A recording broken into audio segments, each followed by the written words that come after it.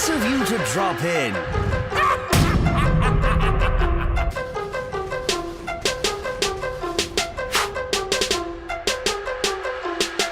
Hello people, I'm the Comic Book Gamer. Today I'm going to be counting down my top 5 favorite heroes in comics without powers. Now this also goes for anti-heroes as well, but again, the standard is they just can't have powers and they gotta have hero in their description. So yeah, let's get into it. Number 5 is Batman. Now I know a lot of people probably expected him to be higher on the list, and the reason he's down here is just because there are other characters I prefer to him. Batman is awesome. I love Batman. He's one of my favorite characters of all time. He's so iconic. He's got some of the best stories of all time because DC loves to throw like their best writers on Batman, and like the past 10 years he's had some amazing stories, and Batman just overall is an awesome character. You guys know that because he's Batman. Number 4 is Green Arrow / Hawkeye. Now I know this is kind of cheating since it's supposed to be a top 5, but the reason I put them there is they're essentially the same character, so I didn't feel it necessary to have one of them take up another slot since they're essentially the same character. But yeah, Green Arrow and Hawkeye, they're awesome. One of the main reasons I love them is because I grew up with the old 1938 Robin Hood movie,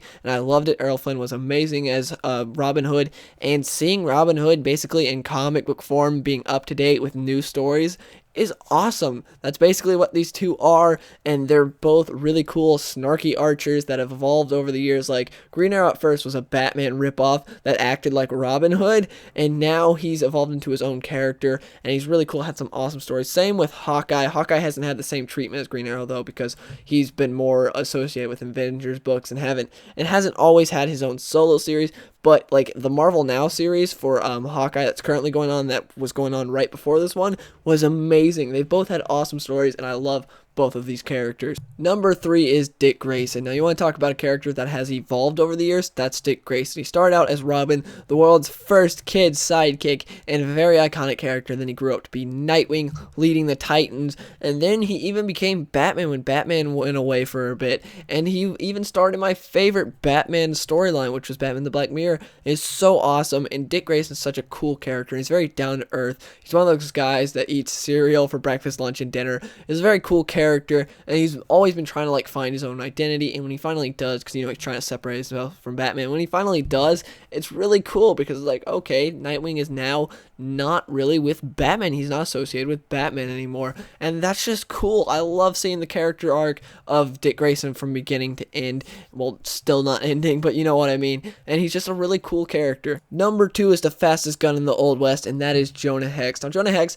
is an extremely interesting character. His origin is one of my favorites. What happened was, well, I'm gonna be going very briefly over his origin, but what happened was his father used to beat him, then his father went and sold him to Apaches so his father could get past these lands that the Apaches owned, and the Apaches raised him as a slave. He ended up getting betrayed and stuff at the Apaches, and then these guys like saved him, but those guys made him fight in the Civil War, and then he came back to the old Apache place that he was at, and then he's like, hey, I'm gonna get this guy who betrayed me. Well, he fights the guy cheated, who he fights with like the tomahawk, so Jonah Hex ends up cheating and stabs him with a knife, and then Jonah Hex ends up getting disgraced by the clan. They're like, you cheated. Like, I hate cheaters. Like, no matter, you cheated. And they burn a tomahawk on his face, and that's why his face is all messed up. And it's just a really cool origin story, and Jonah Hex is so interesting. Like, he's such an awesome character, and Jonah Hex is another character that's sort of linked to someone that I grew up watching, which is Clint Eastwood. He's very heavily inspired by Clint Eastwood, like all the awesome Clint Eastwood movies such as Hang 'em High, Fistful of Dollars, The Good, the Bad, and the Ugly.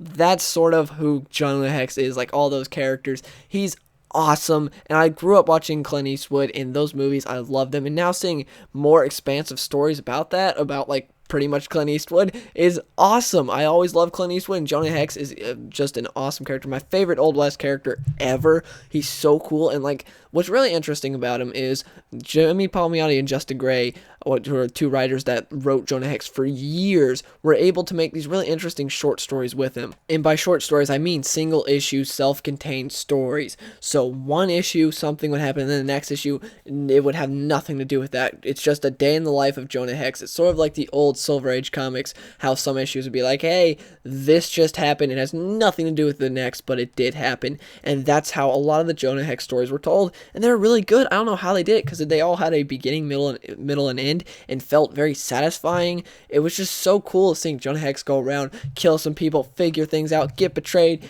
get them back, and it was just so cool. Jonah Hex is very gritty too, and again, it's just an awesome old western. Who doesn't like westerns? Westerns are awesome, and seeing them in comic book form and getting into like more expansive stories, because there are longer story arcs with Jonah Hex. He's done some crazy things, such as he traveled to the future in the New 52 and met Bruce Wayne, who bailed him out of jail. He killed a bunch of mutants, the Gotham mutants from Dark Knight Returns. He killed a bunch of those guys. And Jonah Hex is also the king of one-liners. For instance, in a story where this girl had betrayed him that he was working with, and so he shot her in the spine, ended up crippling her.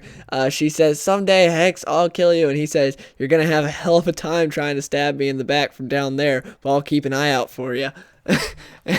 That's Jonah Hex. And another cool thing like that really follows Jonah Hex, like a classic thing that I always say about Jonah Hex, is he had no friends, but he did have two companions. One was death, and the other the smell of gun smoke. And that's just so awesome. That's who Jonah Hex is, and I just love him. He's such a cool character. Number 1 is Snake Eyes. Now, this is the comic book Snake Eyes, not the cartoon version of Snake Eyes, even though that version is really cool as well. The comic book version is my favorite. He's so awesome. He's gone through a bunch of variations, like from Marvel to Devil's Due and IDW and Image, and all these different places have had him, but my favorite is the IDW / Devil's Due Publishing Snake Eyes. He's so good.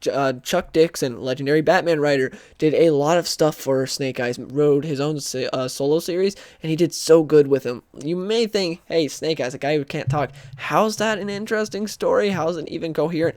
Trust me, it is. Like, Snake Eyes, what's so cool about him is, in every other solo series, it's like, hey, you know everything that's going on in this guy's mind because there's all these, like, little thought boxes. Well, with Snake Eyes, you don't know what his motivations are. For instance, in this one thing, he goes and he starts leading the Arashikage clan, which is the clan he trained at when he became a ninja, and they're not exactly known as the good guys. He's with them, and he's working with Storm Shadow, and G.I. Joe's like, what the heck are you doing? We're gonna hunt after you. We're gonna go after you. Well, this whole time, you're like, what is Snake Eyes doing? Why is he doing this? Is he good? Is he bad? What's going on? And currently in a storyline, Snake Eyes, Agent of Cobra, he's working for Cobra. And again, you don't know what his motivations are. And it's so cool because by the end, when you find out, it's like, oh, that's what he was doing. I see.